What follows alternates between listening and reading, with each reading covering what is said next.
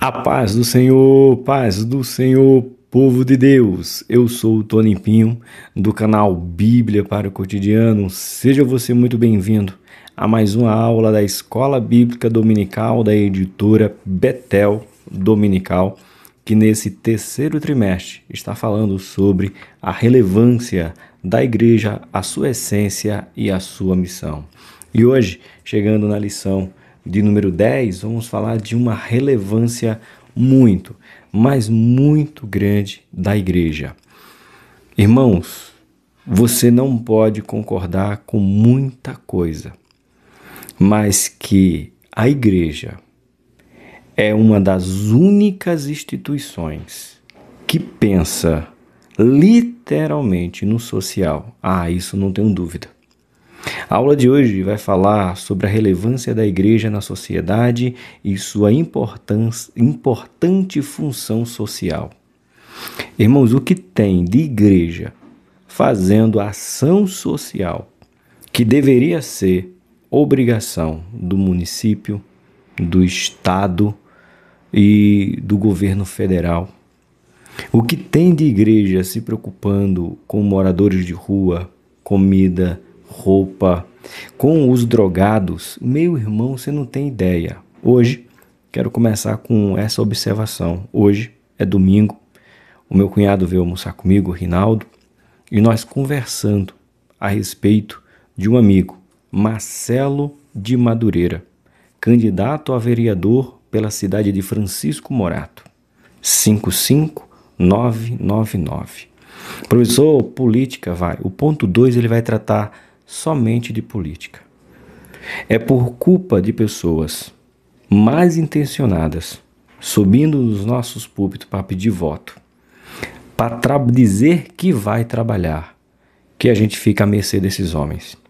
Enquanto nós temos homens, eu vou falar de um como o Marcelo Januário, que é o Marcelo de Madureira, ele não está prometendo nada. Ele só está dizendo que vai continuar fazendo o que já faz.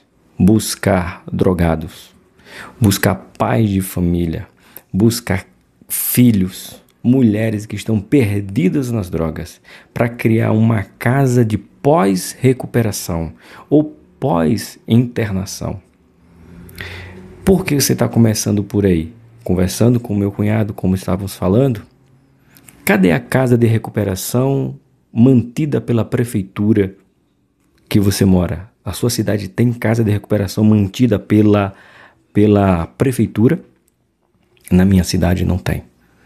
No seu estado, eu sou do estado de São Paulo, tem uma casa de recuperação mantida pelo estado e pelo governo federal? Tem alguma casa de recuperação para dependentes químicos? É por isso que entra a igreja se preocupando. Não levanto bandeira, levanto ações. Você sabia que a Igreja Universal do Reino de Deus tem um projeto para em cada penitenciária do estado de São Paulo criar por eles, bancado por eles, uma igreja lá dentro, onde eles dão produto de higiene pessoal, produto de roupas e alimento, suporte para aqueles presos? Pois é. As Assembleias de Deus espalhadas por todo o Brasil com ações sociais. Então você pode dizer, eu não concordo com política. Mas quando você, misericórdia, né? Conhecer alguém que vai depender de uma casa de recuperação, aí você vai dar valor a homens levantados por Deus para cuidar dessas casas. Você vai dar valor à igreja. Então, precisamos trazer essa memória ao nosso povo, que muitas, mas muitas instituições não governamental cuidam de pessoas que estão à margem da sociedade. Próximo dia 6, aqui é 6 de setembro, próximo mês de outubro, teremos eleições. vereadores, prefeitos. Procura saber do teu vereador qual é a casa de recuperação que ele mantém. Procura saber do teu prefeito qual é a casa de dependente químico, asilo ou casa de repouso ou orfanato que eles mantêm. Porque isso não dá ibope. Isso não dá retorno, não na terra, mas no céu. Por isso que eu abro esse espaço. E se você não gostar do que eu estou lhe dizendo, sinto muito. Eu apoio Marcelo de Madureira, candidato a vereador pela cidade de Francisco Morato. 55999. Não está prometendo nada, só vai continuar o que ele faz, sem estar lá. Agora bora para a nossa lição. Lição de número 10 será aplicada no dia 8 de setembro de 2024. A relevância da igreja na sociedade e sua importante função social. O texto que vamos ler se encontra no livro de Romanos, capítulo 13, verso de número 1. Esse é o nosso texto áureo, que nos diz assim: toda alma esteja sujeita às potestades superiores, porque não há potestade que não venha de Deus, e as potestades que há foram ordenadas por Deus. Romanos 13, verso de número 1. Nossa verdade aplicada nos diz assim: a igreja, como uma instituição divina que deve ser luz e sal em todas as dimensões da vida na face da terra, sendo diferente e fazendo a diferença para a glória de Deus. Vamos entrar num assunto muito pertinente, alguns acham que é polêmico. Eu tenho o meu ponto de vista sobre crentes ou cristãos sendo político. Até onde? Que limite há entre a igreja e a política? Até onde podemos apoiar, declarar apoio, aceitar? Vamos conversar aqui um pouco. Mas a igreja, independente da política, independente dos sistemas governamentais, seja ele município, estado e federal, nós estamos inseridos nele. E como cidadãos, precisamos estar atento ao que nós vamos dizer, fazer e apoiar. O objetivo de hoje é ensinar sobre nosso papel diante das autoridades. Ponto 2, ou segundo objetivo, conscientizar sobre nosso posicionamento diante da sociedade.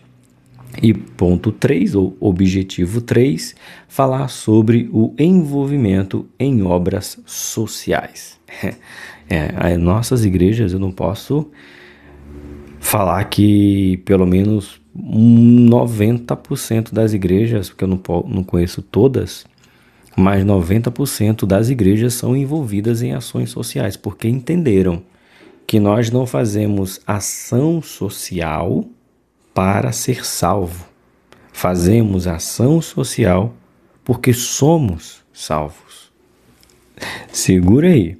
Abre sua Bíblia no livro de Isaías 58, capítulo 58, 3 versículos 6, 7 e 8. Escrito está: porventura não é este o jejum que escolhi?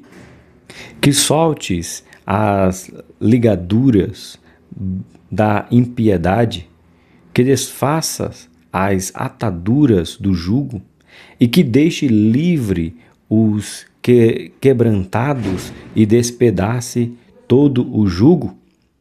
Porventura não é também que repartes o teu pão com faminto e recolhes em casa os pobres desamparados? Eita! E vendo o nu, o cobres e não te escondes da tua carne? Então romperá a tua luz como a alva, e a tua cura apressadamente brotará, e a tua justiça irá adiante da tua face, e a glória do Senhor será a tua retaguarda. Professor, o que esse texto está dizendo? Lê Isaías 58 todo. Eu li. O que Isaías está dizendo? Que eu, como cidadão do céu, digo que sou do céu, não posso olhar uma injustiça social e não fazer nada. Eu não posso ver o faminto com fome e não agir. Eu não posso ver alguém nu e não lhe dar roupa. Eu não posso simplesmente ver alguém precisando de um socorro e não socorrer. Isso é a função principal do município, do estado e do federal. Mas como eles não pensam nessa população, pois elas não são rentáveis e não têm a lei do retorno, pouco se faz. Então cabe à igreja, como cidadã do céu, pensar em ajudar esses necessitados. E muitas vezes a necessidade deles são emocionais, que tornaram uma necessidade física. E nós, como igreja, não podemos pensar apenas do emocional. Jesus cura, liberta, salva e prepara para o céu e leva para o céu. Mas o próprio Jesus também deu pão, deu peixe. Jesus não via ninguém desamparado que não pudesse socorrer. E esse é o papel da igreja. Por isso que já temos que partir desse pressuposto. Já que o município, o estado e o federal não fazem por essas pessoas, nós temos que apoiar irmãos em Cristo, para estando eles lá, eles possam simplesmente pensar nessas pessoas. Usar o dinheiro da máquina pública, que não é pouca, a favor dos desfavorecidos. Apoia ou não apoia candidatura? Eu já declarei a minha para você no começo do vídeo e não preciso repetir. Marcelo de Madureira, vereador de Francisco Morato, ou melhor, candidato. Certo? Vamos lá. Nosso hino sugerido de hoje é o hino 9, o 11 e o 16. Sabe? Cante e louve ao Senhor. O motivo de oração de hoje nos diz assim: ore para que a igreja entenda seu verdadeiro papel diante da sociedade. Vamos orar? Ora você daí, que oro eu daqui. Soberano e eterno Deus, agradecemos a Ti a oportunidade de poder ministrar a Tua palavra. Eu sou grato por ministrar mais uma vez essa revista da Escola Bíblica Dominical, da editora Betel, o comentarista pastor Josué. E hoje uma lição tão importante, que são as ações sociais que o Teu Filho Jesus nunca deixou de fazer. Jesus deu alimento para os que estavam famintos. Jesus deu consolo espiritual, mas tratou do físico. Jesus mostrou da ação social com os seus discípulos no ato de pesca, lhe dando o peixe para que eles pudessem sustentar sua família. Jesus vivia em sociedade. Jesus reintegrava os cegos, os surdos, os mudos, os paralíticos à sociedade, para que eles não vivessem à margem da sociedade esperando apenas paliativos, mas que eles fossem restituídos. Que esta lição venha despertar as igrejas que ainda não têm ação social a ter essas ações sociais, seja sopa, seja pão, seja roupas, calçados, seja um anelo no físico, para que o seu espiritual se abra, para que a tua palavra transforme essas pessoas. Desperta as igrejas que ainda não fazem ação social, para honra e glória do teu nome. Amém. Amém daí? Amém daqui. Vamos lá? Introdução. A presente lição busca contribuir na conscientização do povo de Deus sobre sua responsabilidade em todas as dimensões da vida debaixo do sol. Para tanto, se requer consciência quanto às diversas esferas da vida em sociedade, ações coerentes com a fé que professamos, pautada nos princípios da Palavra de Deus e na capacitação de direção do Espírito Santo para a glória de Deus. Eu sei que muitos acham que não deve misturar a igreja com política, mas, sinceramente, irmãos, a gente precisa conhecer um pouco mais a igreja, a história da igreja, a igreja em sociedade. Jesus viveu um momento muito crítico da política de Israel. Nós tínhamos a religião, os religiosos, o sacerdócio, e tínhamos o poder político, que era Roma. Na história, Jesus não precisava pagar mais imposto, pois ele é descendente de Davi. E foi prometido para Davi, quem vencesse Golias, a sua família não pagaria imposto perpetuamente. E Jesus, nascido de Davi, não poderia pagar o imposto. Mas o fato é que quando Jesus nasce, o governo político, quem dominava era Roma. E eu não vejo Jesus se opondo contra o governo de Roma. Eu vejo ele fazendo a parte dele, como ele pega aquela moeda e pergunta: a face de quem, ou a esfinge de quem tem essa moeda? E alguém diz para ele: de César. Então ele diz: então pague para César o que é de César. Jesus vivendo no meio político. Pague a César o que é de César.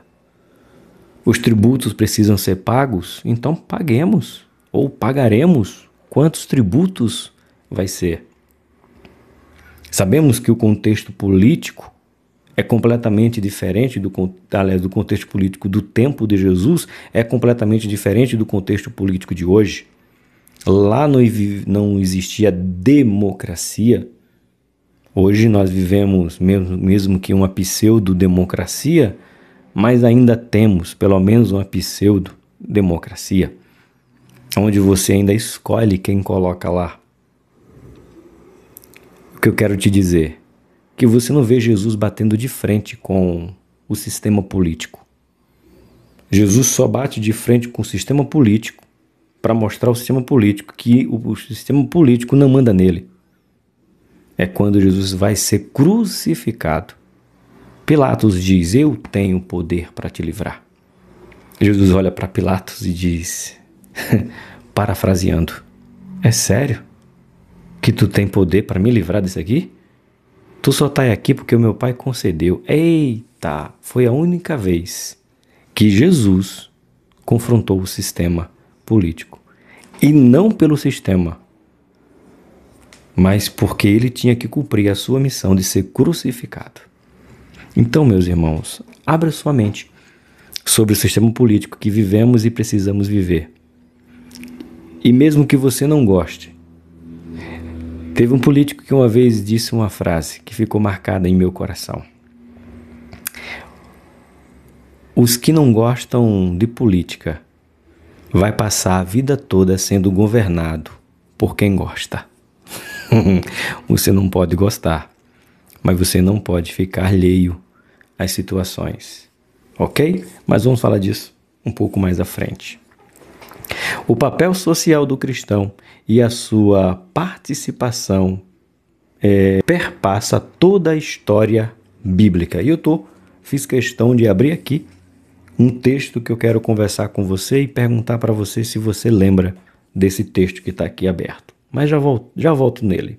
A presença de homens e mulheres de Deus no contexto de participações sociais tem o seu início nos primórdios da humanidade e se dá de múltiplas formas, sendo a carreira na decisão em prol da sociedade civil em grande expressividade. Homens e mulheres que temente a Deus, que temiam a Deus, que defendiam os princípios, disse: eu preciso estar lá para ser um representante lá. Lembrando que o apóstolo Paulo, escritor de 13 cartas, apóstolos escolhidos segundo a vontade de Deus, ele usa do seu poder político para chegar em Roma. Você já leu isso? Pois é, Paulo fala: eu sou cidadão romano e como cidadão romano eu exijo ir a Roma. E diz o texto que os soldados temeram, porque sabia que todo cidadão romano não poderia ser maltratado, apanhar, ser preso, sem antes passar por um devido julgamento. Paulo, o apóstolo, usou da sua autoridade política ou do seu direito político para poder levar a palavra de Deus até Roma. Eita, é de glorificar de pé, gostando ou não. Vamos continuar. Ponto 1. Deus é o Senhor também da ordem social. Aristóteles afirma que o homem é um ser político. O homem pode ser partidário, mas nunca apolítico. Deus nos fez seres gregários e se relaciona diretamente conosco espiritualmente e de diversas maneiras. O Senhor tem um propósito para todas as pessoas. Isso vai direcionar a nossa jornada na vida. Da vida. Toda autoridade procede de Deus. Já lemos Romanos capítulo 13. Pois é Ele quem estabelece os reis e os remove. Está escrito em Daniel capítulo 2, verso 21. Quero falar sobre Daniel daqui a pouco. Deus tem um controle de todo o universo e o governo de acordo com sua vontade soberana e direta. Bora falar por parte. Você sabia, aliás, você sabe que Daniel, ele foi governador na Babilônia. Foi um dos tetrarcas do imperador babilônico Nabucodonosor. Nabucodonosor, presidente, rei. Daniel, governador, tetrarca, ou seja, um homem que exercia política entre as cidades que estavam sobre a sua liderança. Daniel, que você gosta de fazer jejum de Daniel, o próprio Daniel que nós cantamos da cova dos leões, o próprio Daniel que interpretou o sonho de Beltsazar, medido foste, em falta foste achado. Aquele Daniel, o menino, o jovem, pré-adolescente, adolescente, como você quiser, que não se contaminou com os manjares do rei. Esse Daniel foi um político na Babilônia. Daniel, o político. Eu quero falar depois de outros. 1.2. A autoridade que ocupam posições civis elevadas na Bíblia. Vamos ver quem foram mais? Comecei com o Daniel. Dentre os personagens que Deus chamou e que ocuparam funções civis elevadas, podemos citar entre eles José, governador do Egito. Podemos citar Davi. Sim, Davi foi um estadista. Davi foi. Davi entrega o reino de Israel para o seu filho Salomão em paz. Não houve guerra. porque Davi lutou as suas guerras, Davi fez acordos, Davi foi político e deixou o seu filho governar em paz. Davi é o maior rei conquistador de Israel. Esté, rainha Esté se envolveu em política. A mulher. Você sabia que Esté se envolveu na política? Pois é.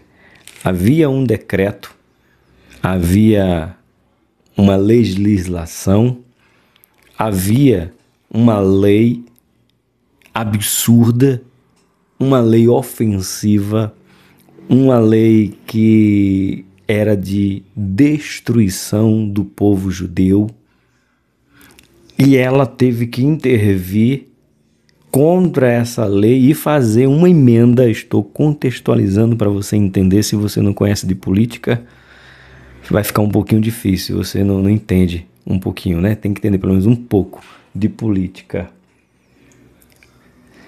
Eu estou tentando achar ele aqui. Eu sei que está aqui. Como eu reformei aqui a minha bancada de estudo, eu não sei onde eu coloquei ele. Mas meu amigo Flávio me deu um livro falando a política nos tempos de Jesus. Ô, gente, eu sei que ele está aqui, que eu usei ele essa semana. Esté faz uma emenda para que a lei dada anterior, onde todo judeu deveria morrer, fosse ele, o rei, não podia, vamos dizer assim, mudar a lei, mas podia fazer uma nova portaria. E assim foi feito. Eu não posso tirar a lei, os judeus terão que ser condenados. Porém, agora eu dou o direito deles se defenderem. Quem conquistou isso? A rainha Esté, com seu poder político, dentro do palácio. Eita! E aí, irmãs? Não gosta de política, né? Tudo bem. A gente vai encontrar. E Daniel, já falei, né? O jovem governador da Babilônia. Esses 4 personagens fizeram a diferença no exercício da autoridade civil na vida das pessoas ao seu tempo, porque estavam à disposição do Senhor no cumprimento da sua missão. E aqui, na parte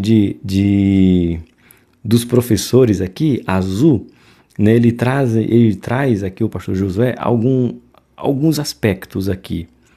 Mas aqui eu quero falar de José. Antes de entrar no outro ponto, o ponto 2, que vai falar de política propriamente dita, José talvez seja o governador mais conhecido, até mais que Daniel, né, pelo que José fez. Josué, politicamente, ele faz da nação do Egito a maior potência mundial do tempo antigo. Por quê?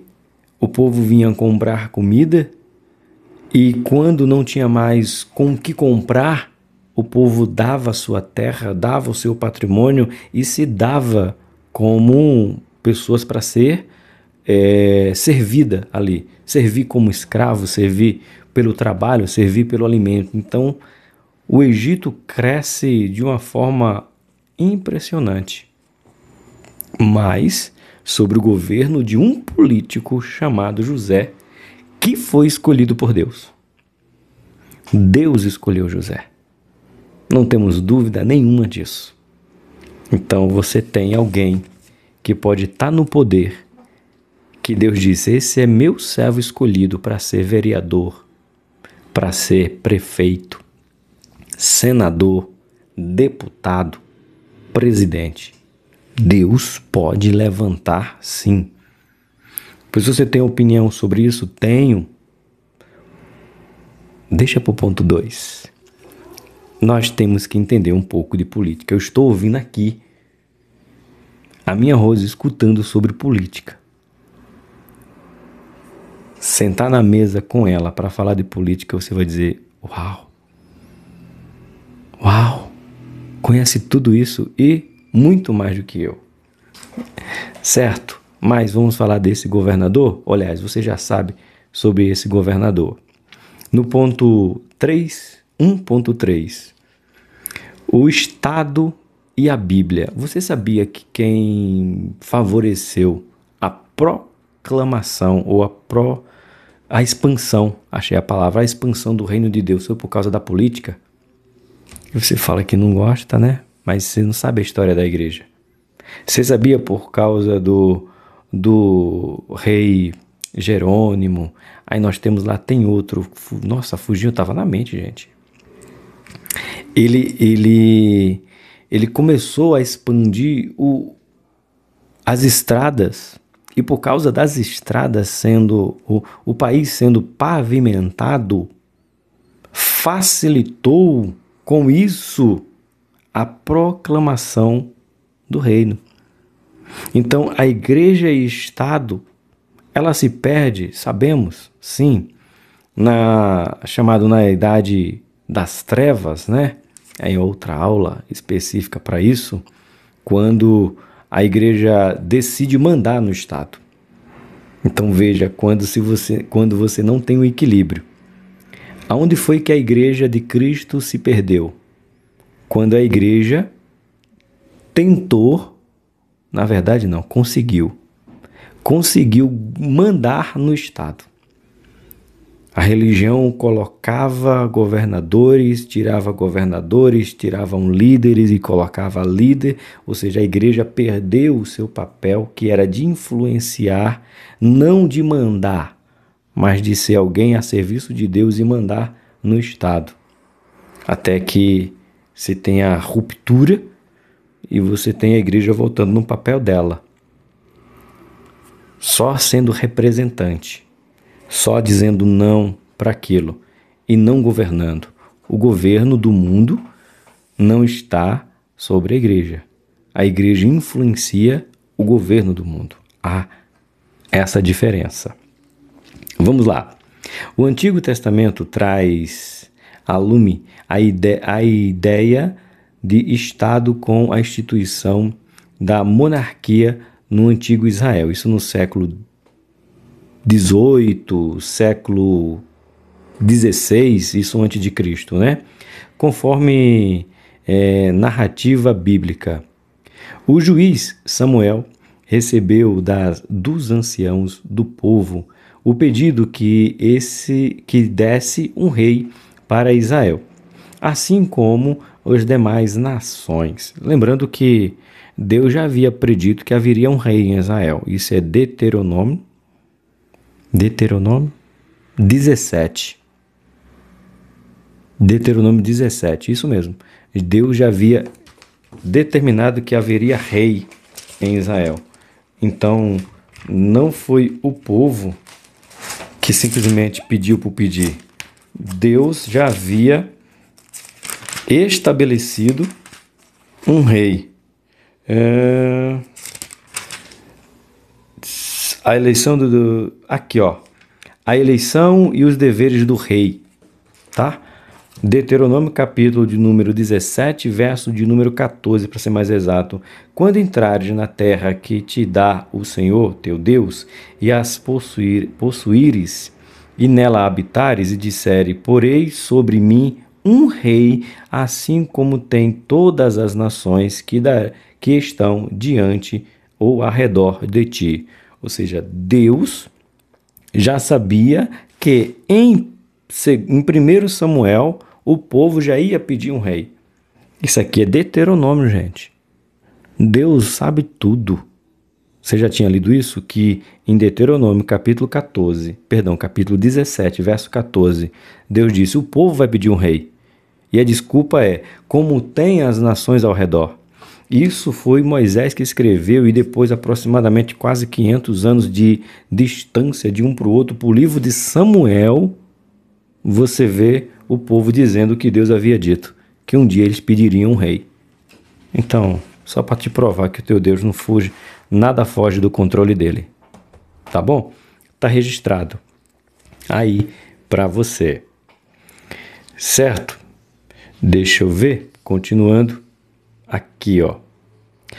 O Novo Testamento retrata o Estado como instituição ordenada por Deus. Já lemos em Romanos 13. Assim, os que resistem ao Estado afronta a Deus. É o que Paulo fala. Quando você resiste ao Estado, você afronta ao próprio Deus, instituição de... mas lá tem alguém que a gente não vai contra os nossos princípios. Lutaremos. Quando é que você deixa de apoiar um político? Quando ele vai contra o que escrito está. Ele não é acima da verdade absoluta que é as Escrituras. Logo, ele não é problema para os que fazem o bem, mas para os que praticam o mal. É o que Paulo diz bem claro. Para que serve a lei? Para mim, serve para nada. Você fala, professor, você acabou de dizer que nós temos que obedecer a lei. Pois é. Por isso que ela não serve para nada, porque eu a cumpro. Para que serve a lei? Para os que não cumprem. Farol vermelho, dizendo que eu não posso passar, se for para o pedestre. Se eu obedeço, para que serve o farol vermelho? Para nada. Não pode matar. É sério que precisa de uma lei falando que eu não posso matar, que eu não posso roubar? Já está escrito. Já está determinado por Deus. Então eu não faço por causa da lei. Eu não faço por princípios bíblicos. Então Paulo diz bem claro, as leis não nos afetam desde que ela não venha ferir os princípios bíblicos. Por isso que temos que ter homens e mulheres que estão dispostos a lutar essa luta. Certo? Vamos lá. Assim, é lícito pagar tributo e imposto ao Estado. Já lemos, né? Bem como temos a recomendação de orar pelas autoridades bíblicas. Você lembra? Eu já falei isso aqui há muito tempo. A revista vem só trazer a memória aqui. Você já orou pelo seu vereador, pelos vereadores de sua cidade? Você já orou pelo seu prefeito ou o prefeito de sua cidade? Você já orou pelos senadores? Você já orou pelos deputados? Você já orou pelo governador, pelo presidente? Não votei nele, não gosto dele, então não oro por ele. E aí ele faz lei ruim e você vai ter que submeter a ela ou sofrer por ela. Sabe por quê? Porque você, com o Espírito de Deus, deveria orar por eles. Não ora, ele já traz sobre si os pecados, as mazelas, já traz sobre si as suas prepotências, arrogâncias, os seus ego elevadíssimo. Em vez de você orar pedindo a Deus que dê sabedoria do vereador ao presidente, ou seja, do cargo municipal mais baixo, nesse sentido, né, vereador, ao mais alto, que é o presidente, você devia orar por eles, para Deus dar sabedoria para eles. Você não ora, do que eles são ruins, ficam pior. E é Bíblia, viu? Tá escrito na Bíblia? Tá, professor. Então vamos ver? Bora ver. Deixa eu marcar aqui, senão eu me perco. Bora lá. Timóteo, 1 Timóteo, capítulo 2, o verso de 1 a 2. 1 Timóteo, capítulo número 2, 1 e 2. Admoesto-te, pois, antes de tudo, que se faça deprecações, orações, intercessões, ações de graça por todos os homens, pelos reis e por todos os que estão em eminência, para que tenhamos uma vida quieta e sossegada, em toda a piedade e honestidade. A Bíblia manda você orar pelo presidente que você não gosta, deputado que você não gosta, senador que você não gosta, governador e prefeito e vereador. Escrito está. 1 Timóteo, capítulo 2, 1 e 2. Aí que você deveria orar porque você não votou nele. Porque o que você votou, você acharia que ele faria melhor. Então, já que é o seu, o que você votou, que não ganhou, as suas orações têm que ser em dobro. O seu jejum tem que ser em dobro, para que você tenha uma vida tranquila e sossegada. Eita! Será que o povo vai gostar dessa lição, Jesus? A igreja está sujeita à autoridade do Estado desde que não haja interferência em nossa fé e em nosso culto a Deus. É isso aí. Lembra lá da pandemia? O Estado querendo mandar na igreja para fechar as portas. Professor, você foi contra ou foi a favor? Meus irmãos, eu fui contra. A igreja tinha que ficar aberta. A igreja era o último refúgio de um povo desesperado. Um povo sem norte, um povo sem perspectiva, um povo sem consolo. A igreja não poderia ter fechado as portas, tinha que manter.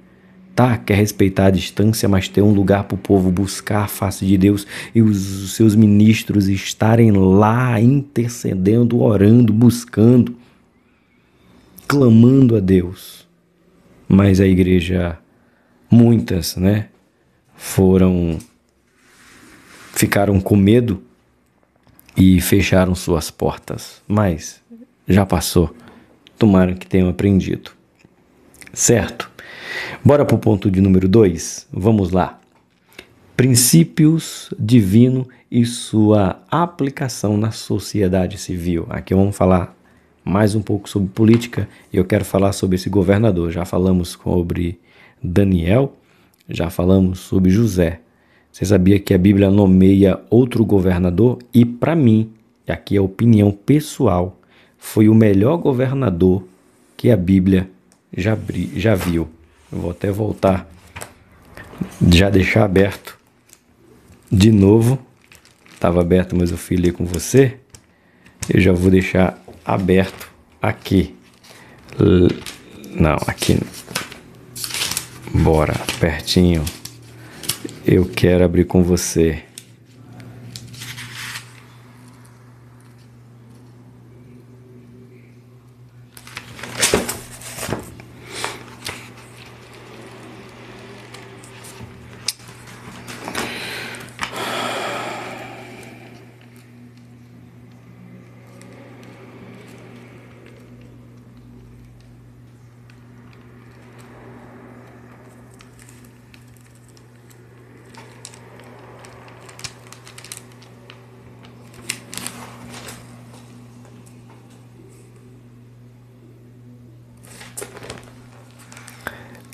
Aqui, achei.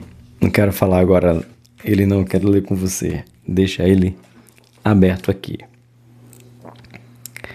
Por ordem do nosso Senhor Jesus Cristo, não podemos dar de ombro para a realidade de participação na sociedade civil, pois somos chamados para ser sal e luz. Por isso, devemos ter critério rigoroso para aqueles que vão nos representar. Aí aqui eu quero apertar um pouquinho. Eu sou contra uma categoria de político. Professor, eu sou. Não sou contra política. Gente, vocês têm que amadurecer sobre você entender ser contra uma coisa e ser a favor a outra, a um sistema, ao jeito que usa e não a um todo. Você tem que aprender a ser um pouco crítico nessa situação, viu? Aprendam, é isso aí.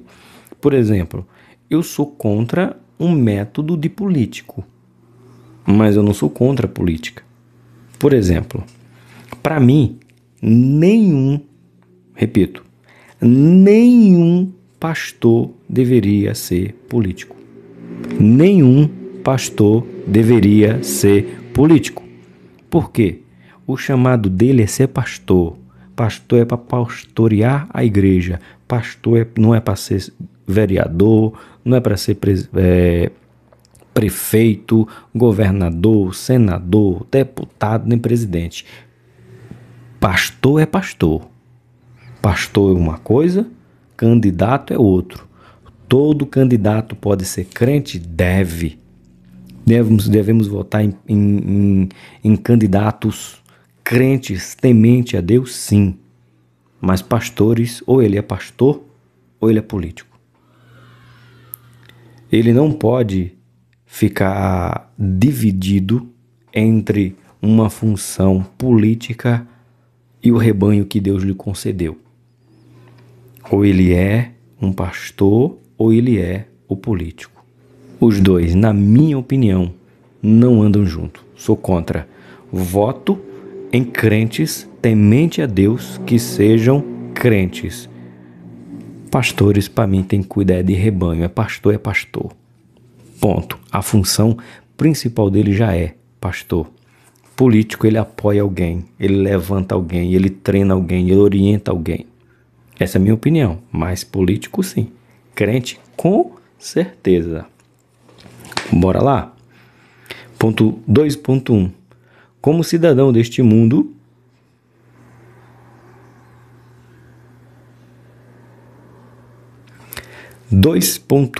Como cidadãos deste mundo, o exemplo para a sociedade é necessário escolher bem os representantes do povo.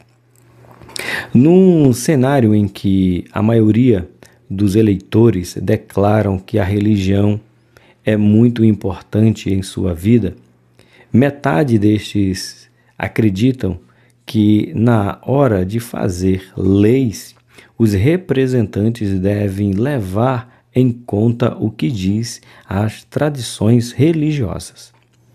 A participação social é algo extraordinariamente necessária na igreja e deve ser fundamentada em princípios bíblicos.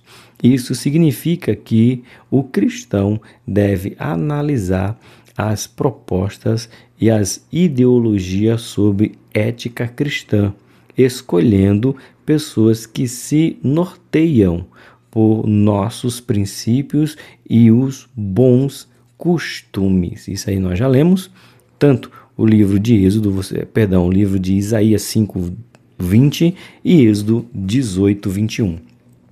Precisamos escolher homens e mulheres que sejam tementes a Deus, que lutem pelos princípios estabelecidos, pelos princípios bíblicos, pelos princípios que devem ser norteados na palavra. Por isso, quando você for escolher alguém para colocar esse ano como vereador, procure saber qual é o seu princípio bíblico, qual é a sua crença, qual é o seu credo, qual é a igreja que ele faz parte, porque tem muitos que dizem bem assim: eu sou cristão. Aí você pergunta: de que igreja? É desigrejado. Então tu acha que alguém que diz que é cristão e é desigrejado olhará os princípios bíblicos, se nem ele quer cumprir, porque não faz parte de uma igreja? Como que ele vai defender os princípios bíblicos? Não rola, irmão. É simples saber se a pessoa cumpre ou não cumpre os princípios bíblicos. Tá bom? Bora lá. 2.2, perdão. O povo de Deus não deve ser omisso mais participantes. E aí eu quero falar do outro governador, que para mim, o melhor governador que a história bíblica já teve. Livro, ou melhor, Neemias. O melhor governador que já vimos passando nesta terra. O melhor. Por quê? Na minha opinião, Neemias, ele é o melhor. José, ele foi um governador que governou um Egito que já estava estabelecido. O Egito já era Egito, o Egito já era forte, o Egito já tinha os seus carros e cavaleiros, o Egito já era Egito.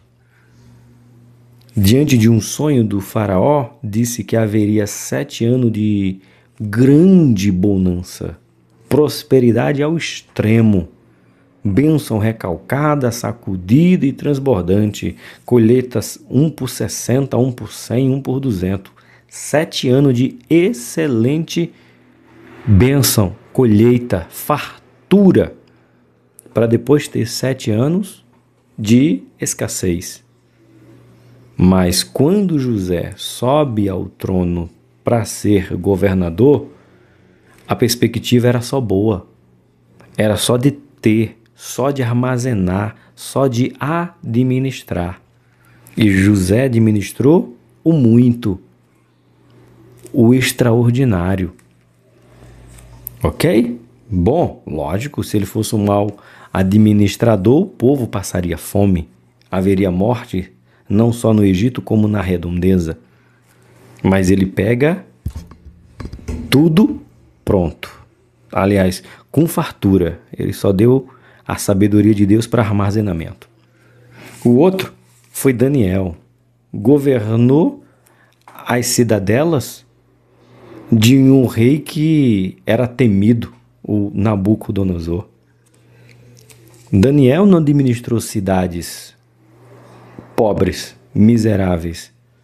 Daniel foi administrar cidades ricas e poderosas. Foi dado a ele o direito de administrar o melhor que a Babilônia conquistou. Também administra no bom. E você não vê Daniel com problema nenhum na sua administração. Porém, eu olho para a história de Neemias e vejo um excelente governador, o melhor. Não tinha fartura na cidade que ele foi ser governador. Não tinha ordem social. Não tinha ordem religiosa. Não tinha princípios e nem valores, porque haviam tudo sido devastado. E o rei diz para ele: você vai governar essa cidade. E como governador de uma cidade, diga-se de passagem, destruída, devastada, sem muro, sem proteção, sem perspectiva de arrecadar, você ainda vai comer daquela cidade. Aí o governador Neemias, o cara, diz: olha o que fala Neemias. Neemias capítulo 5, verso de número 14. Também, desde o dia em que fui nomeado seu governador na terra do Egito, na terra de Judá, desde o ano 20 até o ano 32 do reinado de Xerxes, 12 anos, nem eu, nem meus irmãos comemos o pão do governador. O 15, ele continua dizendo: os governadores antes de mim não queriam nem saber se vocês tinham ou não. Eles queriam o pão do governador, o lucro do governador, ele queria os benefícios que tem um governador. Mas ele está dizendo: eu não quis, porque o meu desejo era governar para Deus, governar para o reino, governar para que o povo de Deus se restabelecesse. Eu não estava governando para ter, eu não estava governando para ser, eu não estava governando para o meu nome aparecer, mas eu estava governando para o povo de Deus voltar a ser reconhecido. Se esse não é o melhor governador registrado na Bíblia, diga aí, se pelo que eu te falei, quem foi o melhor governador? José, Daniel ou Neemias? Governar no bom é bom. Quero ver governar no ruim. Eita, essa é a minha opinião do melhor governador que Deus levantou, que aceitou o chamado de Deus para governar, para ser governador político. Fique bem claro. O ponto 2.3. A igreja precisa de representantes que amam a justiça. Neemias. O povo de Deus precisa participar efetivamente, priorizando valores éticos, morais do reino de Deus e conscientemente ser seletivo com o que verdadeiramente cumprem o bem justo e coletivo, e que reproduzem a moral cristã. Dessa forma, a Igreja ocupa o seu espaço e influencia positivamente a sociedade. Os nossos representantes devem ser porta-voz da retidão e de moral divina entre tudo que se faz, seja em um grande tribunal ou em uma pequena ação comercial. Os que são vocacionados para este serviço precisam olhar com especial atenção para os pobres e necessitados e promover políticas humanas e justas. Pois é, Deus disse bem claro, já tem, a Bíblia fala, haja com justiça, olhe para os pobres, olhe para os órfãos, olhe para os que necessitam, olhe para os que precisam, pelos mesmos favorecidos. Então, a nossa escolha, ela tem que ser baseada em políticos que amam os princípios bíblicos. Não esqueça, daqui a um mês, quando essa lição será lançada, domingo dia 7, nós teremos eleições. E você vai votar na pessoa que você vai ter mais acesso a ela. Às vezes nós não temos acesso a governadores, senadores, deputados e presidente. Mas vereadores, nós temos mais acesso a eles. Então, vote em alguém que tenha princípios bíblicos, temente a Deus. Mais uma vez, se ele diz que tem princípio bíblico e diz eu sou cristão, pergunta para ele qual é a igreja. Ele diz não, eu não preciso de igreja. Foge, corre, risca, esquece o número dele. Ele não vai jamais ser a favor de princípios cristãos para defender. Ponto 3. O chamado da igreja para as obras sociais. Comecei lá no começo falando sobre essas obras porque eu sou a igreja de um ministério que faz obra social. Cuida de casa de recuperações. Faz ação social de roupa, comida, saúde. As Assembleias de Deus. Tem algumas coisas que precisam ser ajustadas, como em todo lugar. Mas de ação social, pelo menos as que eu frequentei, sempre investiu, sempre usou, sempre trabalhou pensando no social. Se a sua igreja não tem, comece por você, buscando esse trabalho tão nobre que é fazer ação social. A generosidade cristã não deve ser restringida apenas aos trabalhos espirituais, missionários, mas também às obras sociais. Jesus nos chamou para ajudar os pobres em suas necessidades. A igreja deve demonstrar esse amor ao próximo através da obra social. Como eu falei, nós não fazemos ação social para ser salvos. Nós fazemos porque já somos salvos, para demonstrar a gratidão da salvação que nos alcançou, assim ajuda o próximo para que ele seja salvo também. 3.1. A demonstração bíblica, aí é Isaías 58, eu li, está até marcado aqui, eu li todo Isaías 58, que é a leitura pequena aqui, que eu li para você, mas lê ela toda, você vai ver. Deus falando lá no Antigo Testamento a preocupação social que a igreja deveria ter. Dá uma lida. O capítulo 58 de Isaías, quando colocado em prática, atrairá vidas às igrejas, tornando-as verdadeiros condutores da graça divina através de ações humanitárias. Todavia, para que se possa compreender melhor a missão que a igreja possui com relação às obras sociais, vamos entender o conselho divino registrado no livro do profeta Isaías, né, que é o 58. A igreja deve fazer as obras sociais à semelhança do exemplo deixado por Jesus Cristo.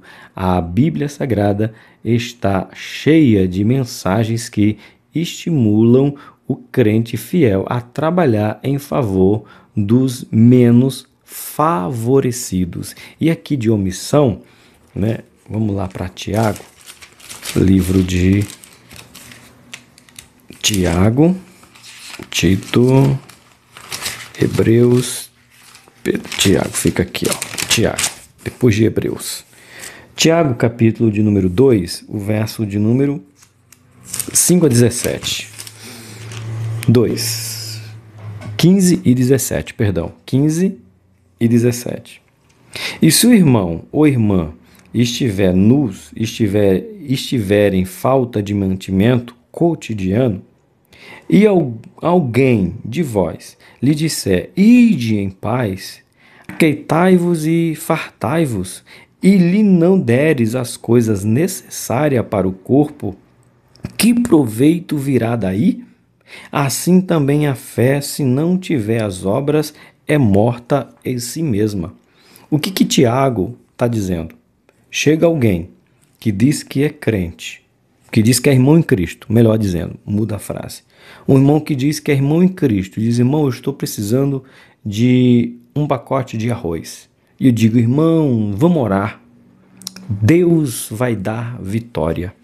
Se bem que abre-se um parênteses, porque há uma necessidade, né, de um cuidado, irmãos. Infelizmente, fome não tem cara. Dizem que não tem, mas tem sim, né? É um ditado popular, fala que fome não tem cara, tem. Mas o que eu quero dizer com esse ditado? O que tem de pessoas mal intencionadas que vão à igreja, dizem que são cristãos, dizem que precisam simplesmente para obter, e muitos deles, irmãos, eu já escutei relatos de você querer ajudar alguém, irmão crente, isso aí eu posso dizer crente, irmão, um casal de crente, mais velho do que eu, e disse, irmão, deixa eu te contar uma coisa, essa pessoa pega os alimentos e troca por droga. Eu disse, não, irmão, ele pega esse pacote de arroz, vai lá na biqueira, irmão, e troca por papelote. Eu disse, mentira, eu disse, esse litro de óleo, o que você der para ele, eles pegam isso aí, não é para se alimentar, não é para dar comida para a criança dele, é para trocar por entorpecente. Então até isso fica difícil você fazer uma ação social sincera para ajudar a pessoa. Aí você pode falar assim, professor, mas o seu coração deu, não tem que se preocupar. Se eu não saiba o que o outro vai fazer. Agora, se eu sei que o outro está pegando esse alimento que deveria sustentar, ajudar uma família que está precisando. Porque veja bem, eu tenho 2 pacotes de arroz. Eu pego esse pacote de arroz, dou para uma família, essa família usa para o bem, para comer os seus filhos. Esse outro pacote de arroz eu dou para uma pessoa e essa pessoa diz que é para a família e vende. Aí nesse tempo chega mais uma família pedindo ajuda. Eu digo que não tem. Só que essa segunda pessoa aqui usou para as drogas. Por isso que às vezes tem gente que não entende. Veja, eu entendo, porque eu já experimentei isso. Tem que fazer cadastro? É humilhante. Irmãos, infelizmente, a palavra é essa. Infelizmente, tem pessoas que se inscrevem em ações sociais, não porque precisam, simplesmente porque são mau caráter. A gente sabe, você sabe que tem pessoas que não precisam de cesta básica, mas está escrita. Você sabe que tem pessoas que não precisam de roupa, mas se inscreve na ação social dizendo que precisa. Tirando o direito de quem precisa. Hoje os dias, irmãos, como diz a Bíblia, por aumentar a iniquidade, o amor se esfria. O negócio está tão difícil que pessoas com emprego fixo ainda está inscrita em ação social para ganhar a cesta básica da igreja. E aí quando a gente faz uma triagem, parece maldade, não é. Porque entre uma pessoa que trabalha e tem pelo menos um salário mínimo, e aquela que não tem nada, você prefere dar uma cesta básica para quem já trabalha ou para quem não tem nem de onde tirar um pacote de arroz? Então você não critique. Nessa parte eu não critico a igreja em nada. Uma vírgula, nem a minha e nem de ninguém. Para ser da ação social, para fazer parte da ação social da igreja, tem que ter um cadastro, tem que ter um nome, tem que saber onde mora, porque nós, da nossa igreja, de Inamar, já demos botijão de gás e a pessoa vendeu por droga, já demos móvel e as pessoas venderam, foram embora. Não é que me disseram, é que eu vi, participei, estava junto. Tirando o direito de realmente de quem precisa, de quem realmente não tem um pedaço de pão velho para dar para o seu filho. E você sustentando pessoas mal intencionadas. Então tem que ter o cadastro sim. Tem que saber a realidade sim. Tem que saber por que não arruma emprego sim, por que não para em emprego sim. Tem. Se você não concorda comigo, nisso aí eu louvo a igreja, as igrejas que têm cadastro, que tem que ter. Não é para humilhar, é para prevenir até você. Você talvez seja uma viúva, minha irmã, que não tem direito à pensão e não tem quem lhe sustente. E aí você vai para a igreja te sustenta. Já imaginou a igreja falou assim, irmão, a gente não pode. E o teu vizinho, tu sabe, olha o que eu vou dizer aqui, é gravíssimo, hein? E tu sabe que às vezes o teu vizinho, o marido trabalha, a mulher ganha auxílio do governo, mas ainda pega a cesta básica da ação social da igreja. E aí você pegando essa ação social da igreja, tirou de quem realmente precisa. Pense se não é. Então, irmãos, quando falar que precisa, que necessita fazer cadastro, é para ajudar realmente quem precisa. Sei que nesse ponto terá pessoas que não concordam, mas eu concordo 100% com todas as igrejas que fazem dessa maneira, cadastro, bonitinho, para saber. Certo?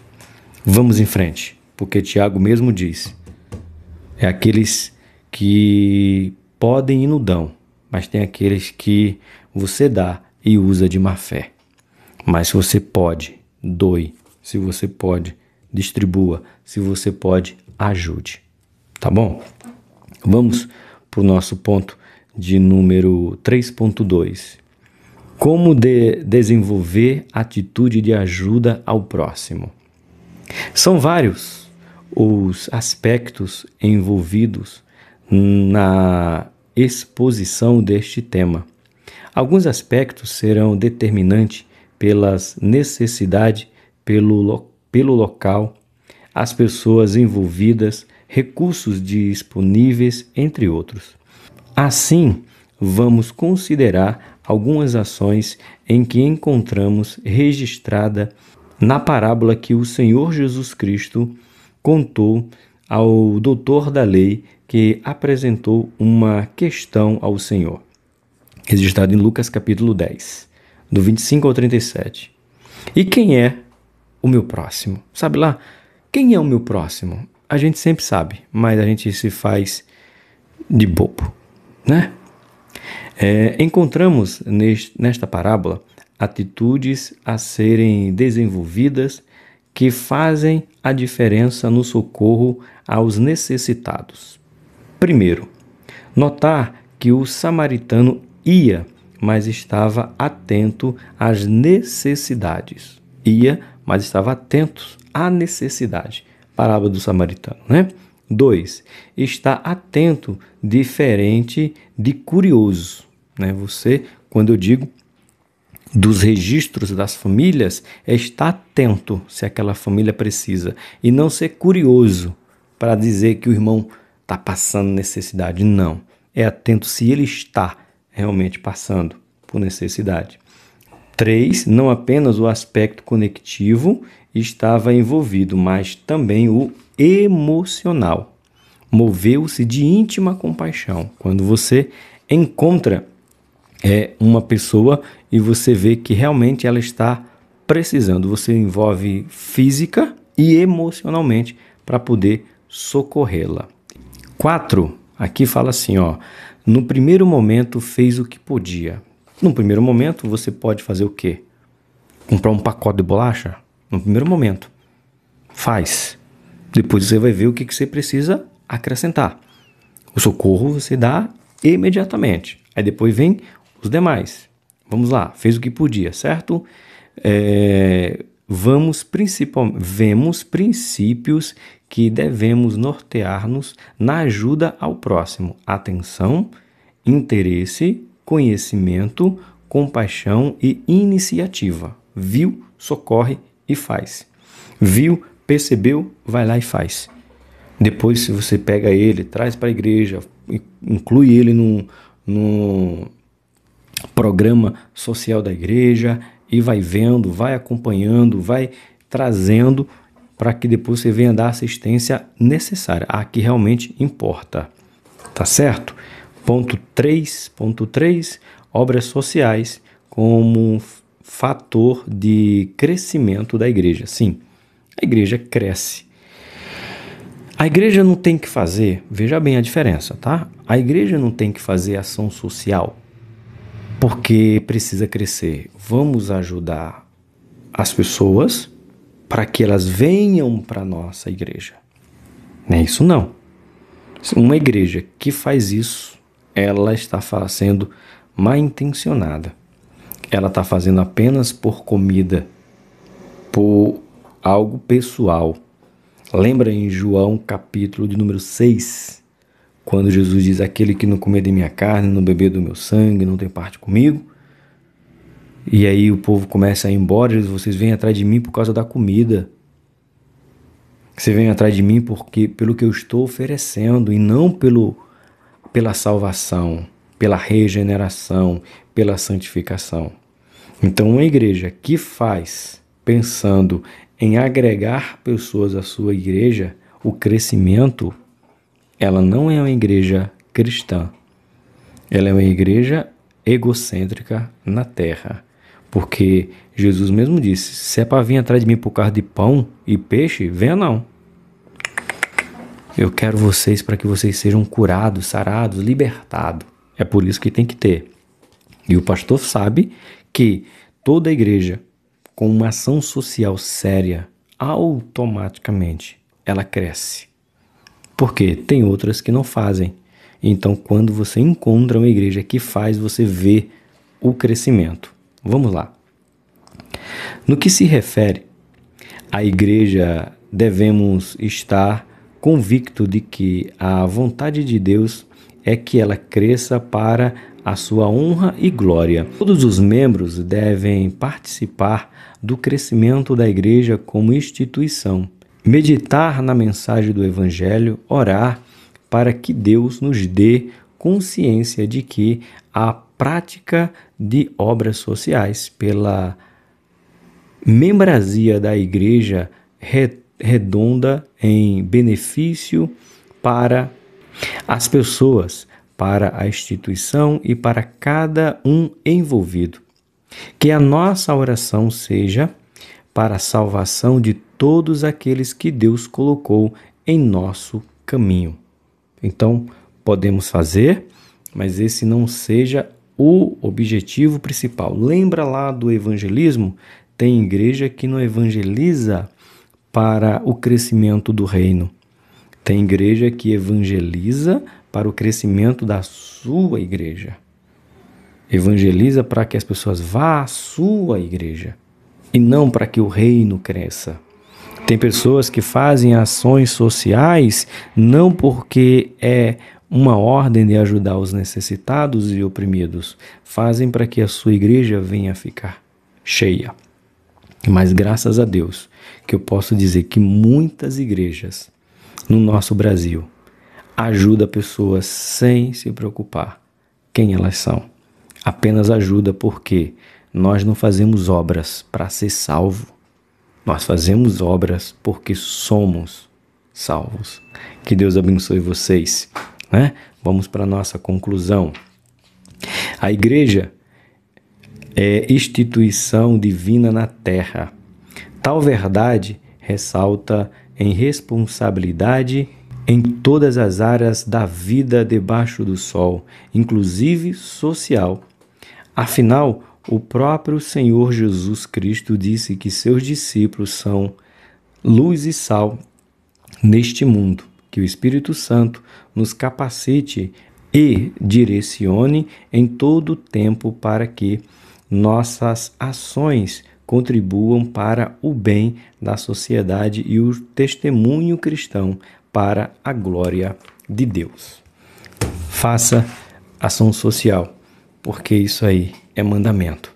Ajudar os que precisam, principalmente os domésticos da fé, os de perto. Que Deus abençoe, uma excelente aula em nome de Jesus. Espero você por aí em outra aula em nome de Jesus. O grande amor de Deus, a graça do nosso Senhor e Salvador Jesus Cristo, comunhão e consolação do Espírito Santo comigo e com você, não apenas hoje, mas para sempre. Amém. Tchau, povo. Deus abençoe vocês.